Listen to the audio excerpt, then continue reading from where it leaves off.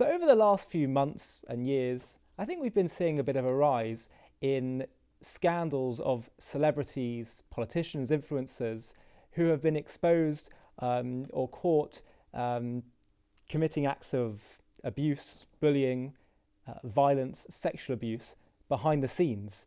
And they thought that they could get away with it. They have a very different public reputation, and then they get exposed, and then they get their credibility is in tatters.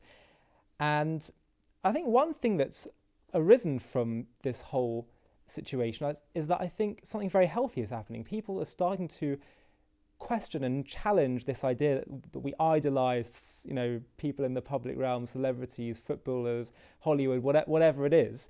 And we have this kind of adoring view of them because someone's such a great actor or because they're so good at a particular sport or whatever it is.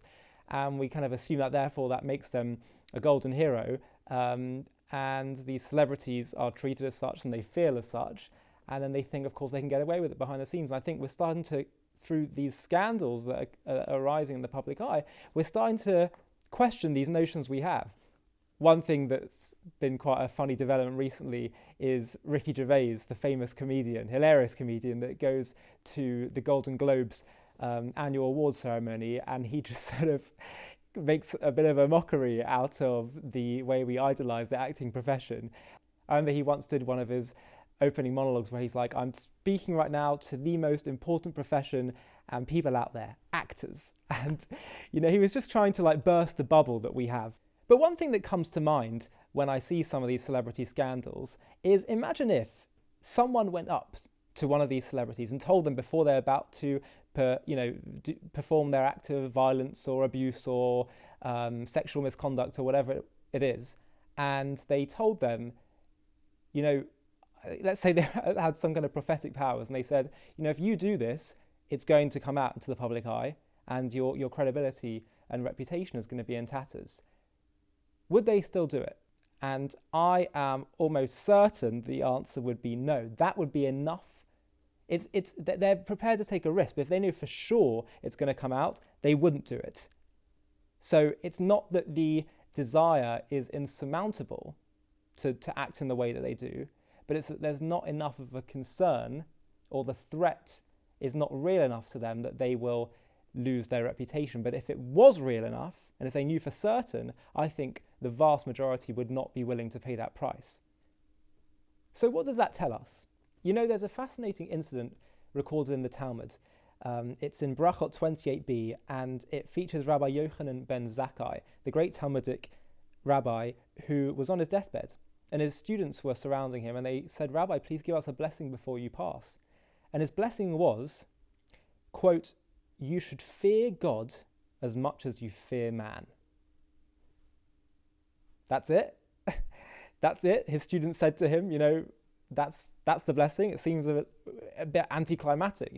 We should fear God as much as fear man. What do you even mean by that? And why would that be such a great thing? And Rabbi Yochanan ben Zakkai replied to his students. He said, Halavai, if only you would do such a thing, if only you could achieve such a level of fear of God. He said to them, quote, would that a person achieve that level of fear, know that when one commits a transgression, he says to himself, I hope that no man will see me. If one is as concerned about avoiding shame before God as he is before man, he will never sin.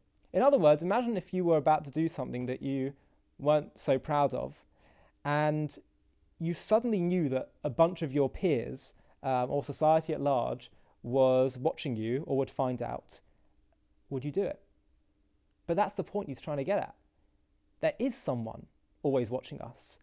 And yes, it's true that this would be God who loves us and understands all the dynamics and complexities of our lives, and so judges us with mercy and objectivity.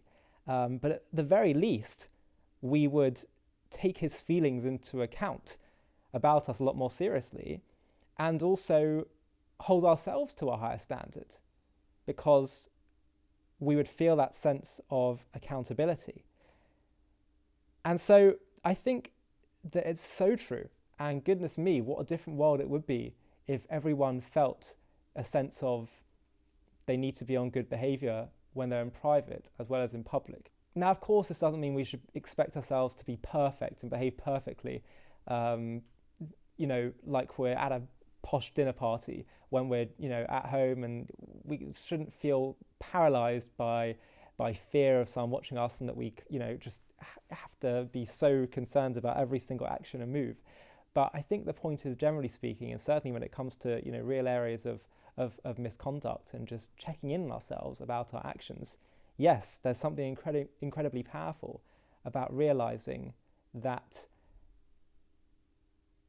integrity isn't just about how you look to the outside world, it's also about what you do when no one is looking.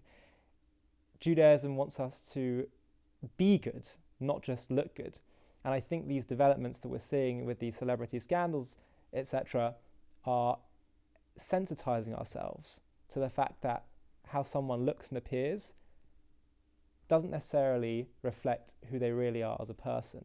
And as C.S. Lewis put it, he said, integrity is doing the right thing even when no one is watching. And so one lesson I think from this is it's very, very healthy that we're starting to be less idolizing of celebrity culture, sports culture, etc. Let's not get so caught up in doing that anymore.